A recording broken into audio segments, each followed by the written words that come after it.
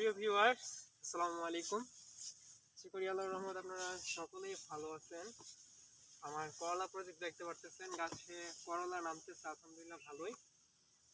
আর করলার সবচেয়ে বেশি সমস্যাটা হচ্ছে মাছি পোকা। এটার কারণে হচ্ছে করলাতে তেমন সুবিধা করা যাচ্ছে না। আমার হচ্ছে ফার্স্টে কি ধরেন মোটামুটি হচ্ছে 2-4 কেজি করে এখন বিক্রি করা যাইতেছে। আগামী সপ্তাহ থেকে হচ্ছে 10-15 কেজি করে উঠবে, তারপরে আরো বাড়বে।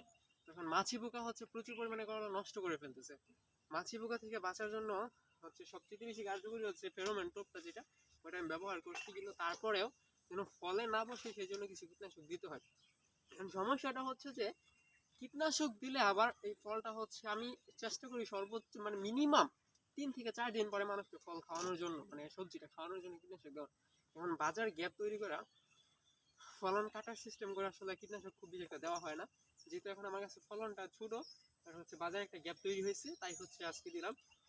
আজকে হচ্ছে মঙ্গলবার, তো আমি হচ্ছে শনিবারে আবার ফলন কাটতে হবে। এর আগে ফলন কাটবো না, যেহেতু আজকে কীটনাশক দিতেছি। এইভাবে আর কি আমি গ্যাপ তৈরি করে দেওয়ার চেষ্টা করি, কারণ গ্যাপ তৈরি করা কষ্ট হয়েছে ফলন কাটতে গেলে। ফলন চলে যার কারণে কীটনাশক খুব কমই দেওয়া হয়। দোয়া করবেন যেন ভালো হয়। এখন কীটনাশক হিসেবে কি দিতেছি সেটা হচ্ছে তুন্দ্রা দিয়েছি আর হচ্ছে ইমিটাও দিয়েছি। তুন্দ্রাটা মূলত মাছি পোকার জন্য মোটামুটি কাজ করে ভালো, আর হচ্ছে ইমিটা হচ্ছে ওই যে সাদা মাছি আছে না, এটা হচ্ছে সবচেয়ে ভয়ঙ্কর, সেটার জন্য কাজ করে। অবশ্যই কলা ট্রিপোস্টার জন্য হচ্ছে সাকসেস ব্যবহার করি, আপনারাও করতে পারেন। কি বলবো আর, আসলে কাজ করতে করতে প্রচুর সময় লাগে, তাই বেশি কিছু পেঁচাল বেড়া লাভ নেই, কারণ সন্ধ্যা হয়ে যেতেছে, আমার আবার কাজ শেষ করতে হইব। আগাইতে থাকি। আর হাঞ্জালা, খুব সুন্দর করে আশেপাশের গাছগুলা দেখা।